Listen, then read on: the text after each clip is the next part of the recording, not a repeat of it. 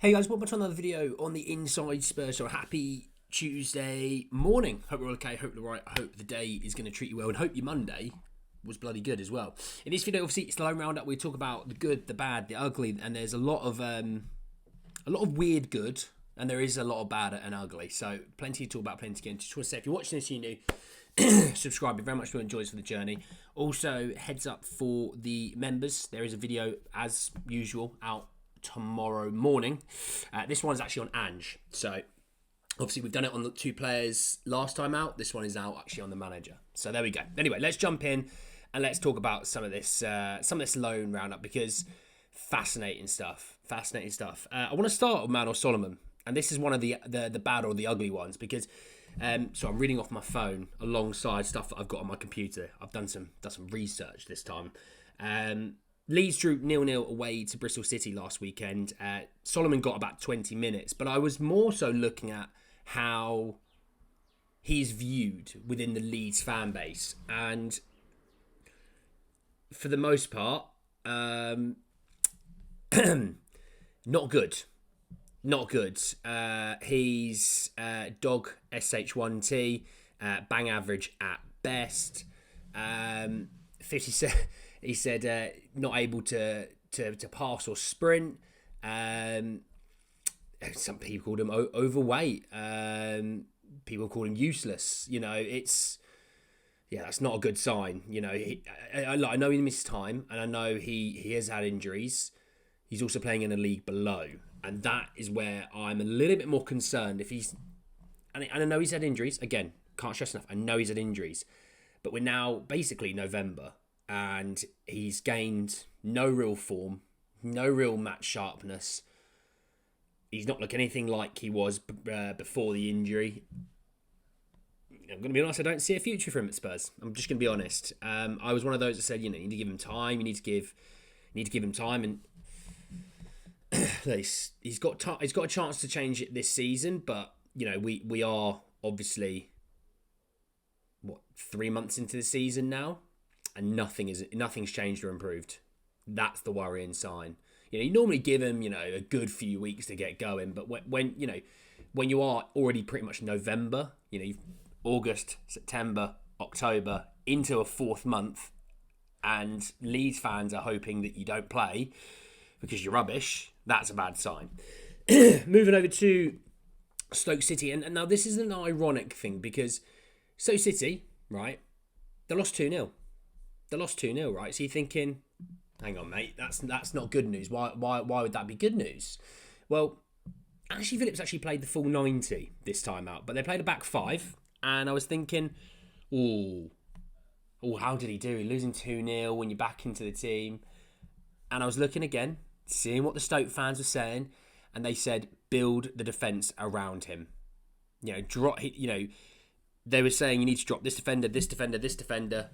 He should be starting week in, week out. And that's a great sign for us. You had a lot of people, Plymouth fans-wise, talking about how good he is. He could be an England starter, in the years to come, X, Y, and Z. Well, Stoke City needs to stop mucking around and, lock in because the guy is very good. I really do think Ashley Phillips is really good. They just need to trust him. I really think that they just need to trust him. But yeah, build the team around him. Not a problem for me. Late in Orient flavoured news. No Jamie Donnelly in this game, but Josh Keeley did start and they lost 3-0. And again, I was just sort of I don't think they're going to blame Josh Keeley. He hasn't played a lot this season. But I wanted to get a view on Leyton Orient and their season. And to be honest, people saying, I don't know where we go from here. He said it wasn't a difficult game. We handed the game to them. We're absolutely pony. Poor yet again. When we do win, just covers over the cracks. We're shocking. Lack of heart and desire. Time to go, everyone. It's disgraceful. Even some of them are saying that's not a good sign. You're a few months into the season, and that's the view of some of those fans, and that's horrific. That's God. I was hoping this loan move for both of these guys would be the exact move they need, and so far not so good. You know, again, we do the big good, bad, and ugly. It doesn't matter if someone's got a hat trick or someone's getting slaughtered. You bring the news. That's the important thing. Let's you know what? Let's flip some. Let's get some good news. Let's get some Notts County. You knew I was coming to Notts County because George Abbott is having the best loan spell out of all of the players out on loan. Maybe not Brian Hill. Brian Hill's having a good loan spell, but Notts County 1-0 win at home to Harrogate, and George Abbott played the full 90. They're third in the league, which is automatic promotion spot, which is good for them. Looking at it, and people were saying we should have won by way more than just 1-0. Harrogate aren't very good. People saying build the midfield around Abbott, and there was one other guy. I can't remember who it was. I don't know if I can find it.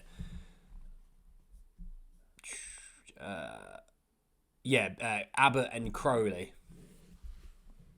Yeah, build around those two in the central midfield, which is, hey, that's amazing. And I was also looking, and I never really go too far into football because, you don't base how a player's doing, for their club by stats. But in the last 3 games, he's had a 7.9, 7.4 and 8.0.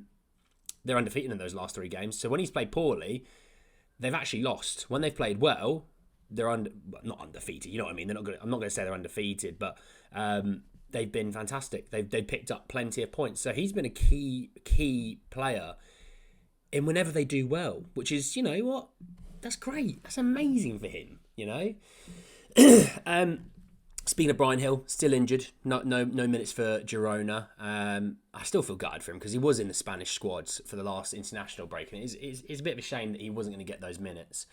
Over, though, to Oxford. 2-0 loss away to Sunderland, who are top of the league. Dane Scarlett actually played 81 minutes. What I hope is they don't go, all right, he didn't score in this game, we'll put another striker in. He scored 2 in 2 before that off of the bench. Give him a run of games to see what he can give you. That's strikers are all about momentum. It's all about consistency. And they weren't getting actually that much previous to Scarlett's 2 goals. Give Scarlett 3 or 4 games in a row and just see what he can give you, That's how I think about that. Espanyol flavour news. It's with Veliz. They lost 2-0 at home against Sevilla. Veliz coming on in the 58th minute. So getting about half an hour worth of football again. Still getting some good minutes of football. And I was looking actually on Veliz, but I was actually looking at Veliz more in the broader sphere of him. And the amount of Argentine sort of news outlets and reporters talking about he is part of the future for the Argentine national team. Brilliant news. Fantastic. Thank you very much. Him and Valentin Barco, who's the left-back on loan from Brighton to Sevilla, obviously playing against one another. A lot of really good positive things coming out of Spain around Veliz, which is really, really good. I mean, he's playing for a team that aren't creating, great chances for strikers. They don't have a ton of possession. So he's working with scraps. So I'm not expecting him to get 20, 25 goals a season. But, as long as he continues to keep getting good minutes, it's good news for us. And we spent £13 million on him. So he's going to, we do want to get some return on this. And hopefully he's a player that can give us return in terms of minutes. Because, if there's a situation come the summertime where Spurs go, actually, we may move on from Richarlison. You got Lancashire, you got Scarlett, who hopefully is going to get some good minutes in Championship. That's turned around now with obviously him playing 81 minutes, which is or however many he was. And obviously Veliz. So between the 3 of them, you're going to hope that one of them is going to be half decent. And if so, there's the backup striker. In my opinion, that's the way I might go about it. I mean, if it's Lancashire or Scarlett, it's also an academy trained player, which is good for Europe and play things like that. So, that's the kind of view I have on that. Let's talk Matthew Craig down at Barnsley. 2-0 win away to Shrewsbury. He's having a good loan spell again. And, obviously had a really good loan spell at Doncaster last year. I'm just going to bring up the League One table, just because I don't actually know where Barnsley are. Because they were doing all right. They're 7th. They're one place outside the playoff, but they are joint 5th. So, and actually from automatic promotion, they are 4 points behind. So, again, having a solid season. And look, he was a good part of that Doncaster side. He was one of the big reasons why that it got turned around. And, they ended up getting into the playoffs last year. Obviously, I know they didn't go up, but they got in from being a team that was likely to get relegated. So, again, good half an hour in League One, not a problem there. Westerlo flavoured news for obviously Alfie, Devine and Vuskovic. 2-0 loss away to St. Trudence, who are 14th, which is second bottom in the Belgian league. What I'm keen on this is, because people get very excited by Vuskovic. And when I did my analysis on him, said he's not the quickest. He's not the quickest on the turn and things like that, which I think, we'll have to see how that one might transfer over to, an Ange highline. But Westerlo concede a lot of goals. A lot. And I know he, wins a header or two and scores a few goals, but his job isn't scoring. His job is keeping them out. And Westerlo aren't doing that. And I'm not saying it's all his fault or he's the main reason or he should be doing more on his own. Obviously, it's a team thing, but it does give you a pause for concern, the sheer volume of goals they're conceding. Alfie Devine, though, looked very solid in the 10 again. Created a lot of good chances, good link-up play.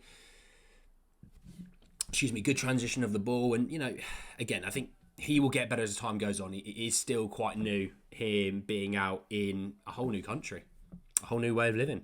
And I want to finish off because you know what? I've been pestered by Robert to say, Andy, what about Johnny Cardoso out of Real Betis? And you're right. Technically not a Spurs player, but technically somewhat a Spurs player. It's a weird one to decipher. I thought, you know what? I will start talking about him. And what a week for me to start talking about him. They won 1-0 at home to Atletico Madrid, which fair play to Betis. Betis are sixth. They're 2 points behind Atletico Madrid, so fair play. Fair play. They're only 3 points behind third. So fair play to Betis. Obviously not the highest of goal scorers. They've scored 11 and 11, which is interesting. So fair play that they're sixth after only scoring one a game. But looking at Johnny Cardoso, he's actually played 90 minutes. He had 2 key passes. He created 1 big chance. He won 9 of 14 duels, which is quite nice. 4 clearances, 5 interceptions and 5 tackles. He played an 8.3, according to FootMob. Betis apparently had an XG of nearly 2. They had 24 shots, 17 off target though. So you see there might be a bit of an issue there. But Cardoso was magnificent. And, Spurs do obviously have that situation where they could buy him in the summer. It's not for now, it's for the summer. And I can't lie, if he continues the way he has gone, I think Spurs go and get him. I really do. I think Spurs go and get him. He looks like everyone talks about it because obviously a lot of City fans are quite interested in him because of, he's a bit of like a Rodri region. If he's 70% of what Rodri is, Spurs have to buy him. Rodri's a Ballon d'Or winner, but, Rodri is obviously the best central defensive midfielder in the world. So if Cardoso winds up being 3/4 of that, he's a brilliant player. And I really like what I've been seeing from him, actually. You see clips, you see everything. Because I'm not sitting here and watching Real Betis games week in, week out, and neither are you liar. But from what I've seen of him, I really like what I see. He, defensively wise, sweeps up very, very well. Obviously, I know they don't create a lot of chances, so obviously that puts a lot more pressure defensively to keep goals out. And look, they've conceded less than 1 goal a game, which anytime you're doing that is brilliant, right? This could be a player on our hands, for the amount of stick that we had around this deal, there could be a player on our hands, but we'll see. Anyway, guys, I hope you enjoyed. Drop a like on the video if you did. Hit me in the comment section down below your thoughts, feelings about Cardoso, about all the other boys out on loan. You're good, bad, ugly, whatever it is, let me know. Obviously, subscribe to the channel if you're new and hit the bell notification for more. Better, guys, end the video. I'll see you all very, very soon. Take care, guys.